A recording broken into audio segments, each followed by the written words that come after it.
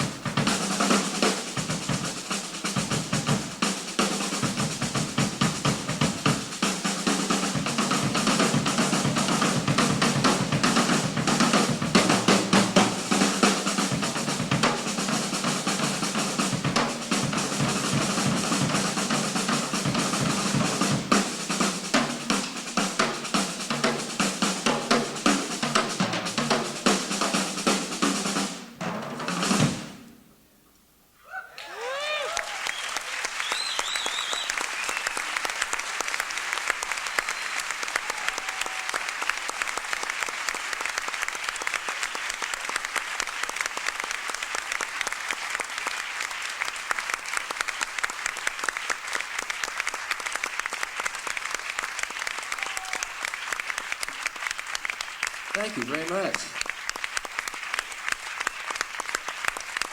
Thank you very, very much.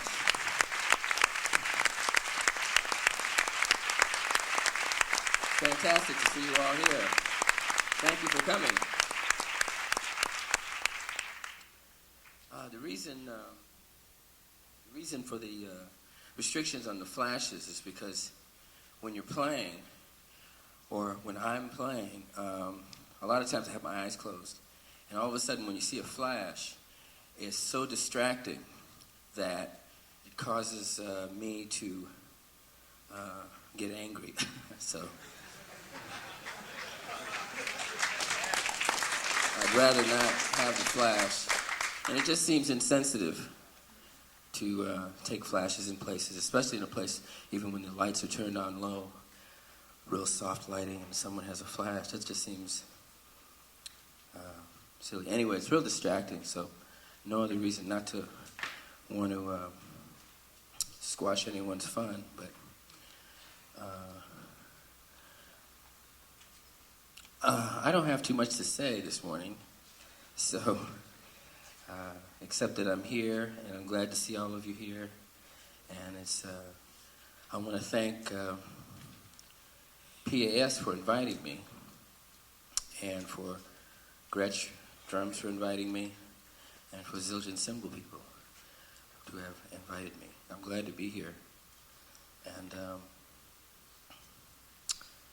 if you want to take some flashes now, it's okay.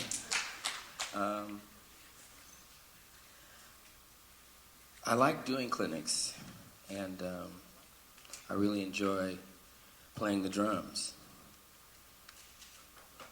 And one of the reasons why I teach from time to time and give clinics is that I found a lack of training in the drum community, meaning drum set playing. And I think it comes from the drums being so, like the teaching of drums, drumming, being so unorganized over the years, that drummers don't necessarily think of the drums in the same way a piano player thinks of the piano, or a horn player thinks of his horn, meaning that if you're going to be a piano player, there's certain things you have to learn, certain scales and certain practice methods that go along with playing the piano or considering yourself a good piano player. And it seems as though with drumming, a person can sit down to a set of drums, and anybody can sit down to a set of drums and get a sound out of it and play a rhythm. And then after a year or so of doing that, they feel that they have their own style. So, and I tell you that 90 to 95% of the people that I've taught or that have come to me for lessons, they come and they don't know how to play a roll, a double stroke roll. The reason I play the way I do is because I played like other people for a long time. I had idols, I had people that I really admired that I played exactly like for a long time. So I recommend that rather than not playing like other people. But the technique of drums, when I grew up in Boston, there were 3 drummers that I admired. One drummer was Alan Dawson. Another drummer was Baggy Grant. And another drummer's name was Jimmy Zitano. Now each drummer had their own particular way of playing. Alan Dawson he was a very technical drummer. He could play very fast and play all the rudiments and play all kinds of polyrhythmic combinations around the drums. Baggy Grant couldn't do any of that, but he made all the music sound very good because of the feeling and the passion that he played with. And then Jimmy Zitano was a very animated drummer, a very creative drummer, and always had odd ideas about things. And when I heard these three drummers, I realized that not one of those concepts was good enough. You know, you had to kind of combine all three of those, playing with as much facility as possible, playing with as much emotion as possible, and with as much creativity as possible. So that's my first learning experience. And then when I started listening to Max Roach, Art Blakey, and Philly Joe Jones, the same thing was prevalent in each one of their playing. Max Roach is very melodic and technical. Art Blakey was and is plays with a lot of passion and feeling and makes a group sound very good just by the way he plays the beat. Nothing else, just the beat. And Philly Joe Jones played with all kinds of animation and creativity. So there were three drummers when I started and then three other drummers later. And I just picked all these things up for each one of those drummers. Along the way, there were many other drummers too. But there seems to be in drumming a way to play the drums very easily that sets a good drummer apart from just someone who's considered, you know, if I sit in my house and the mailman comes to the door and he sees a drum set, he can sit down and start playing a beat that he heard on some record, you know. And most people approach the drums that way. My mother can sit down and play something on the drums. The drums are probably the easiest and the most illusionary things to play. It's very easy to make yourself feel that you're a good drummer, you know, sitting at home and you're playing these things and playing these beats and all these fills, and you're not playing with anyone. The advantage I had when I was very young was that from the time I was 9 years old, I was playing with people. I was playing with people probably every day. So there are a lot of things a drummer has to, in my opinion, has to learn and work at to be a good drummer. And the way to start, one of the ways to start, besides practicing a lot, is to play with people, because then you learn how to judge what you're playing and how the other people are playing. You learn about the different characteristics of other musicians. Piano players have different groups of players of piano. They all have different characteristics. You learn how to play with a bass player, which is probably the most important person you have to play with. There are different types of bass players that all fall into the same group. Some bass players play rushing. Some bass players pull the beat back. Some players don't know about harmony. Some players do. So a drummer, in my opinion, has the most important job in a band, because you can have a good band, and if you have a lousy drummer, most people will think it's a lousy band. If you have, you know, a mediocre band and a great drummer, everyone says, wow, it's a great band, you know. So the drummer is really important in a group.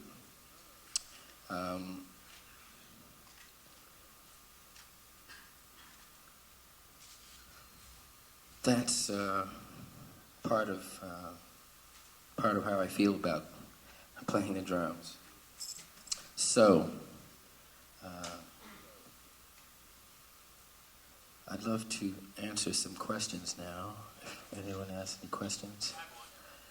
I had a Miles Davis record where you're using a hi-hat as more of a ride, let it sizzle a little bit.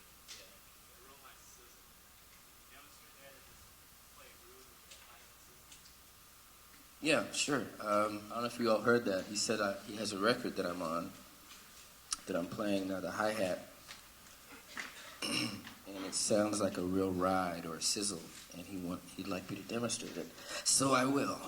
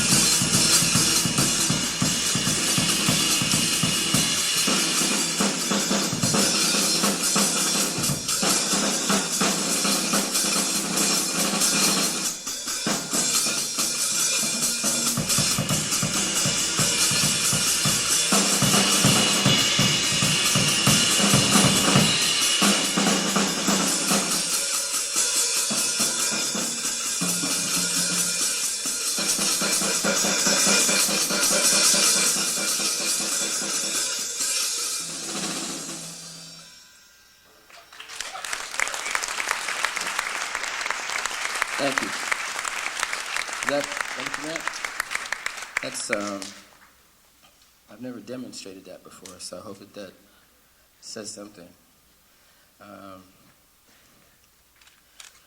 Boy, I don't usually play drums at 10 o'clock in the morning.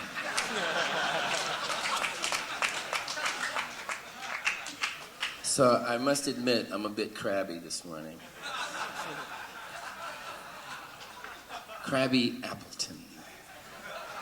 Okay, questions? Man in the back.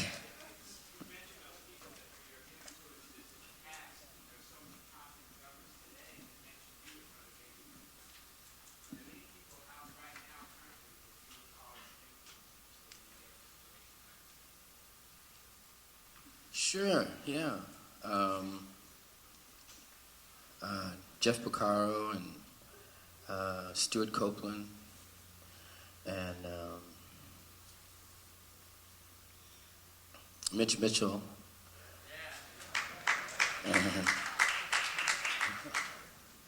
And oh, there's a ton of drummers around that.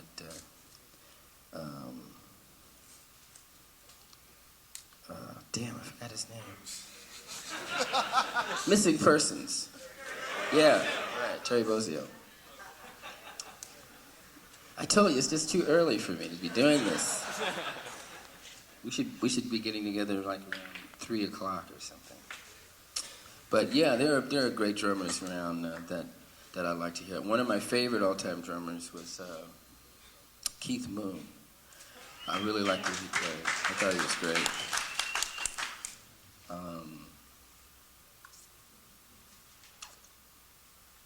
Trying to think of some others. Al Foster was always one of my favorites. He used to play with Miles Davis. I liked the way he played a lot. Yeah, sure. There's a lot of drummers around that I like listening to. Yeah.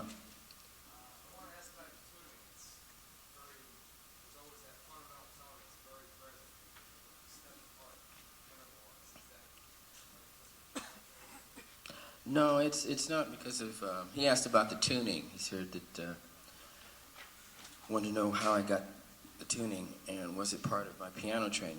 No, it's just the way I like to hear the drums. Is that I have 1, 2, 3, 4, 5, 6, 7 drums, and I'd like the listener. See, one of the things is that I play the drums for people. I play to be heard, and one of the first things I did years ago, I was given a tape recorder for, I think it was either my birthday or Christmas, because they come real close together. And the first thing I did was I played a solo on the tape recorder. And I played it back, and I heard, and I got to a certain point on the tape. I said, wait a minute, that's not what I played there. I thought I was playing something else. In other words, what I heard on the tape was not what I thought I played.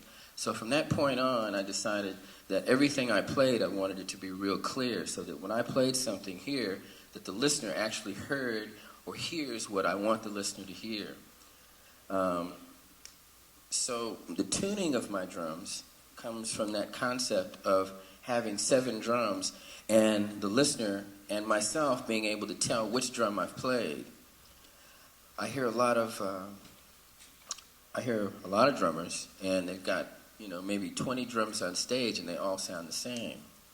They'll hit one drum, and they'll go to the next drum, it'll sound the same. The next drum, it'll sound the same, and I wonder why that is.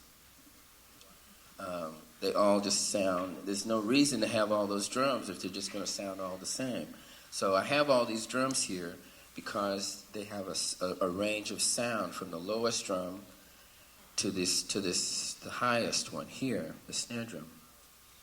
And the tuning comes from wanting to have the drums sound good as a group, but also distinctive individually. So it's basically tuned from the top. Now this is a brand new drum set that Gretsch delivered here yesterday, and last night I attempted to tune them. I didn't do that well a job, but it's pretty close to what my set at home has.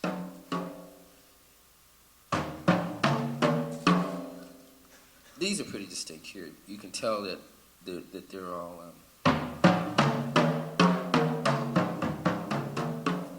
So they sound, each one, you can tell this one from this one. So I have them in a range where they're not close together so that you hit one drum and it'll sound like the next one. I have them spaced apart, but close together. That sounds like a contradiction, but and they're basically tuned like this, 3 at a time. These 3, and then no, it's not. It's these 3, and then.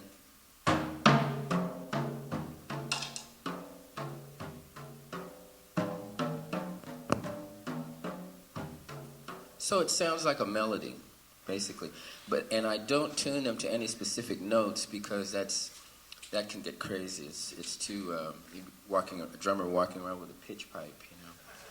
I don't want to do that, so I just kind of go by my ear and just keep them in tune and spaced well, so that they sound good. Now the snare, it got dead because I was playing it so hard. These are new heads. We just put them on last night. Well, I didn't put them on, but a friend of mine put the heads on for me. Now this one will sound a little better.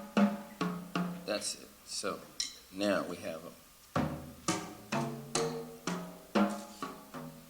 And then, so then I end up playing things like.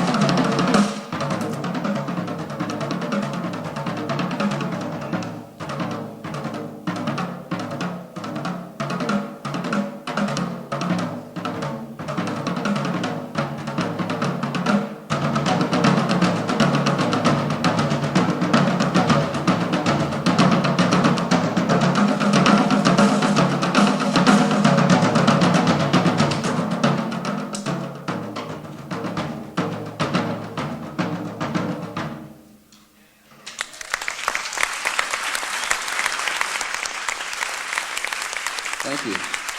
Yeah, I like the drums like that. The drums sound really good to me like that. But that's a sound that I've had for years like that. Yeah. What's the ratio of tightness to the bottom head and the top head? Well, they're all the same. They're all the same because the bottom heads are tuned. Because to tune drums like that, you have to have a bottom head. And like you see, all these drums have bottom heads and the bass drum. Now, the reason I have a front head on the bass drum is because there's a combustion that happens when you hit the bass drum and you hit it on this head here. The sound goes front, and you get a combustion inside the drum. With all of them, that happens when you have double heads. And when you don't have that, you lose that sound for me. It's like without a front head, the sound just goes out and doesn't come back. And that's not good enough for me because I like to feel that resistance. You know, it's like a give and take. And another thing on the bass drum is that when there's no front head, the beater doesn't come back. It doesn't bounce back. So I play the drums like that. And I get the better sound for me with this type of drum set with a bottom head on the drums. Now, I tune the bottom heads for the resonance of the sound, and the top head I tune for the pitch.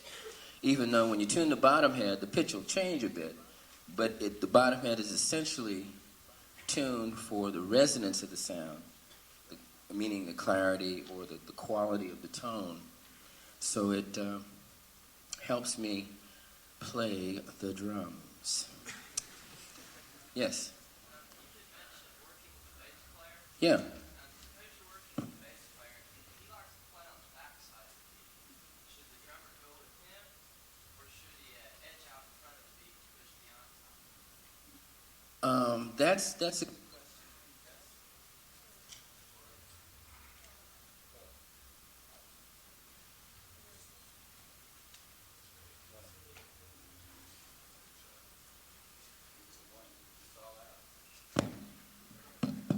one. Okay.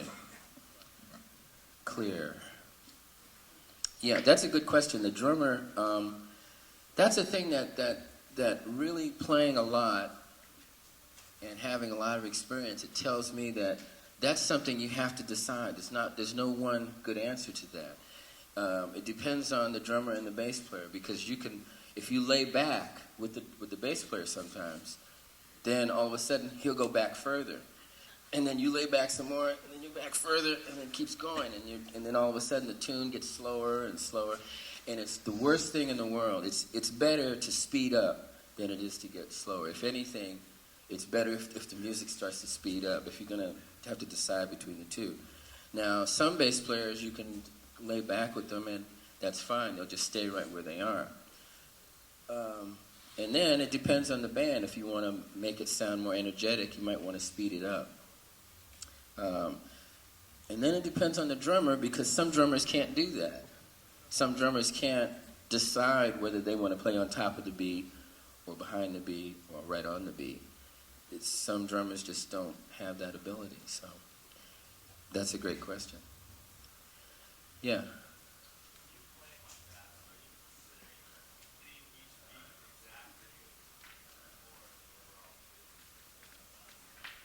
Well, no, I'm not considering that. He asked if I was considering playing each beat exactly, or what do you mean playing?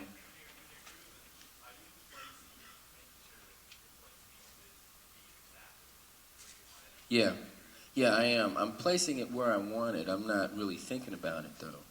I'm placing it where I want it.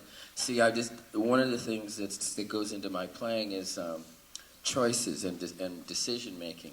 And I always decided that I wanted to be in control of what was going on, rather than having kind of a willy-nilly playing where things are, you're not really sure about things, or you're wondering if everything is going to turn out right. So I didn't want that aspect in my life, actually. So I am placing everything where I want it to be. So I hope that answers your question. It's, yeah.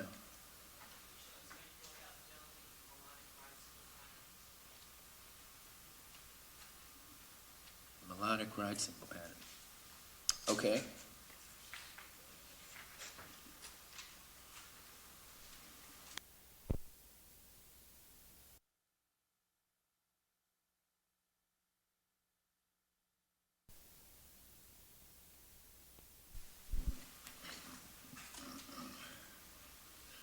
Okay, now the thing is, this goes back to the question you just asked about placing things where you want them. This type of playing, which is basically jazz type playing, like what they call a dance band drum set, the most important thing you can learn how to play is the ride cymbal beat.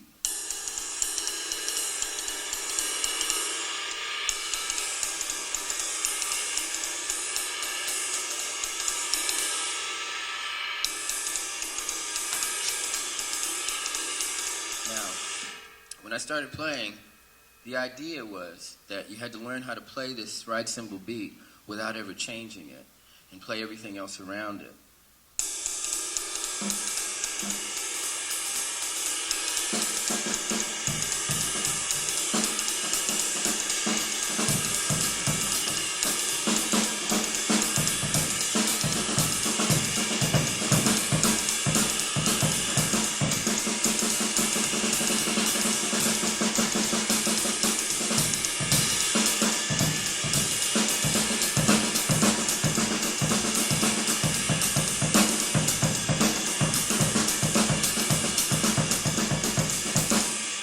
So that was the idea.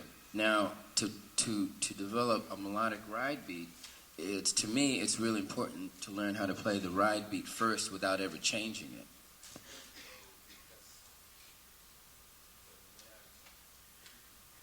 The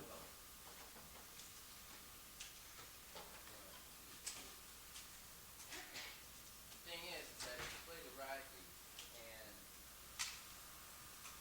it's like learning how to play polyrhythms. You can't be independent. You can't learn how to play independently unless you're first coordinated, in my opinion. Now, a lot of people want to go right from getting their first drum set to playing polyrhythms. Hello. Hello. 1, 2. Okay. So, to play anything, you have to learn how to play in a straight line first on the drums. And this is what I try to convey to everyone when I teach or when I give clinics, is that I couldn't play the way I play unless I had just taken a long time to play one thing straight. And I used to sit in the house and play the cymbal beat without ever changing it until I felt that I could make it sound good without anything else, without the bass drum or without the snare or without the hi-hat. And I could play that way and make it sound so strong that I wouldn't need anything else. And you could play with a band like that. And on some records, years later, I was able to do that. I wouldn't play the hi-hat or the bass drum. I'd just sit there and be playing.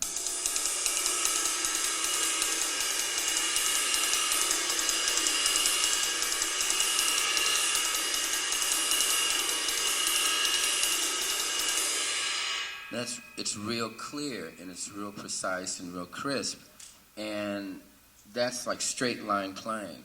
Because when you can play in a straight line, then when you play something unusual, it'll sound unusual. It's like when you have like a piece of paper and you have and it's all blank, and then you put over in the corner a little dot. I mean, if you look at that paper, your eye goes right to that dot. But if you have a big swirl of everything, I mean, everything looks the same. So it's great to be able to learn how to play simply first. Then when you put everything on top of it, you know where everything goes. See, my playing has a lot to do with my hands. It's like a pendulum in a clock. So I know when I start a figure what side of the drum set I'm going to have to come out on, because I studied a long time and I know where everything is in the bar. So playing a cymbal beat or making it sound melodic has to come from simple ideas and simple playing first. You know, you can play all kinds of things.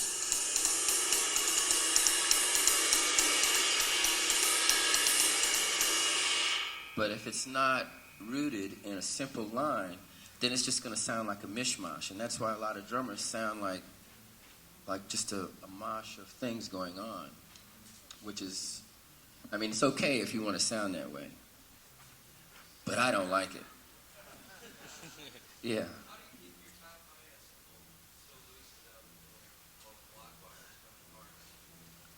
I have no idea. I don't know. Mirrors. It's voodoo. No, it's just that way. It's real loose, and see, if I move it like that, they'll move like that. Yeah, mine do that too sometimes too. They just drop down, and I just have to sit there while I'm playing, and I'm doing like this and fixing them and doing that. That happens to me too.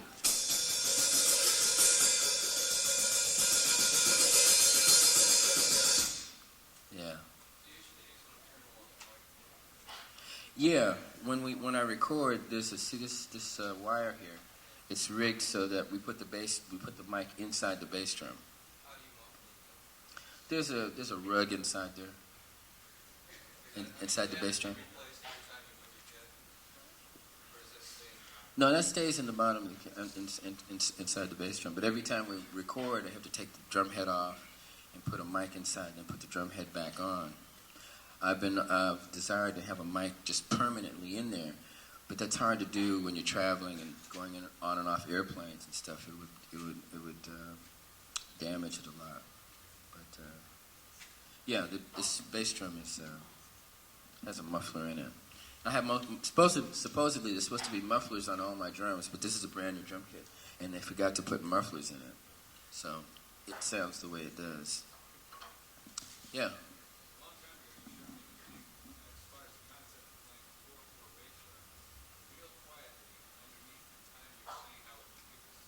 Yeah. Oh, okay, sure. I'm supposed to demonstrate the ride beat and all the things with the bass drum.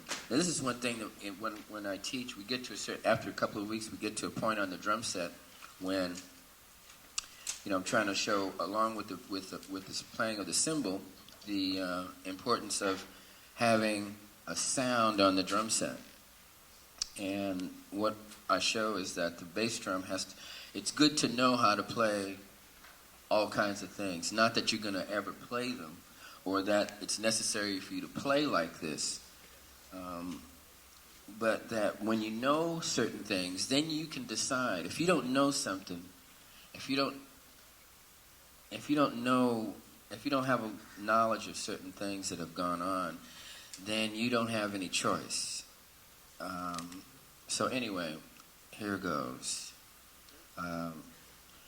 Bass drum is in jazz drumming is played basically on all 4 beats, and it used to be played like this.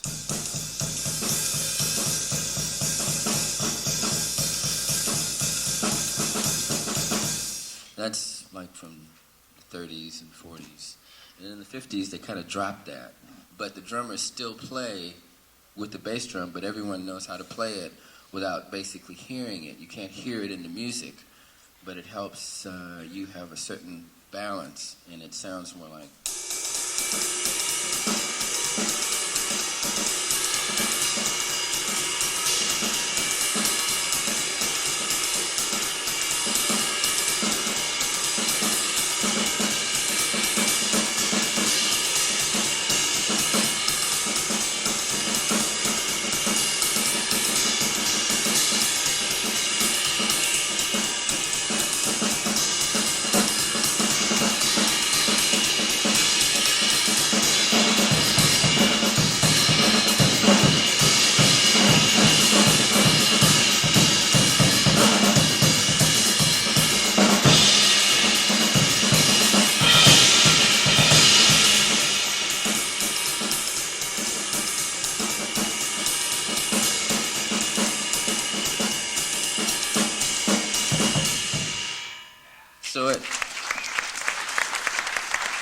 Thank you.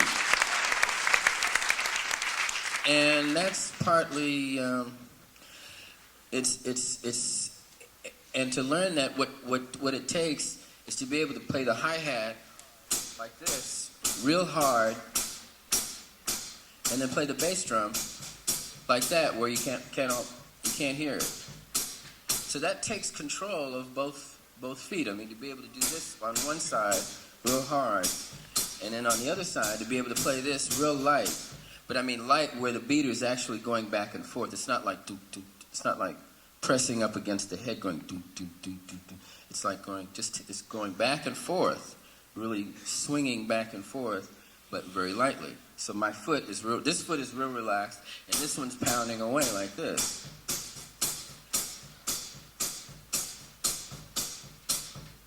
So that's what that is. There's a lot of aspects in playing the drums. One of them is one point I like to make too is also about playing match grip and playing the traditional grip. Now I play traditional grip and I can play match grip, and I advise all drummers to learn how to play the traditional grip, because then it gives you a choice and you have more at your disposal to play with. For me, the only reason you won't learn how to play traditional grip is because it seems to be awkward, and then a lot of people want to just say, well, you don't need it because you're going to play the same thing with both hands anyway, and I don't agree with that. We could talk about that one thing for a long time, but for me, if you don't know how to play with a traditional grip, it's like being a piano player and saying, I want to learn how to play piano, but I never want to play in the key of E flat. I mean, how can you play the piano without ever playing the note E flat or in the key of E flat? So for me, it's important for a drummer to have the same kind of attitude about learning how to play the drums as other musicians have about playing the piano or the clarinet or the guitar or the bass. I mean, there's just certain things. There's a list of things that make you a good player. And that's one of them, the match grip. So I'm going to, are there any other questions before I finish here? Because we have a schedule to keep. Yeah. I can't hear you. I can't.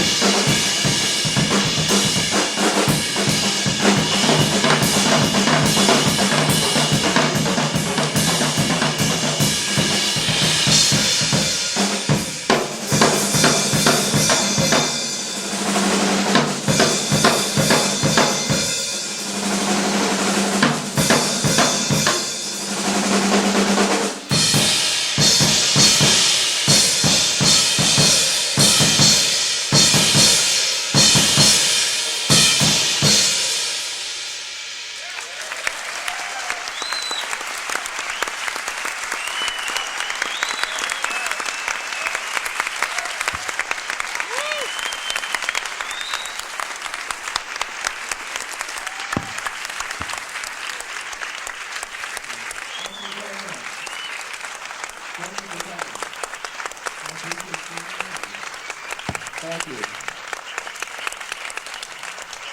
And good morning.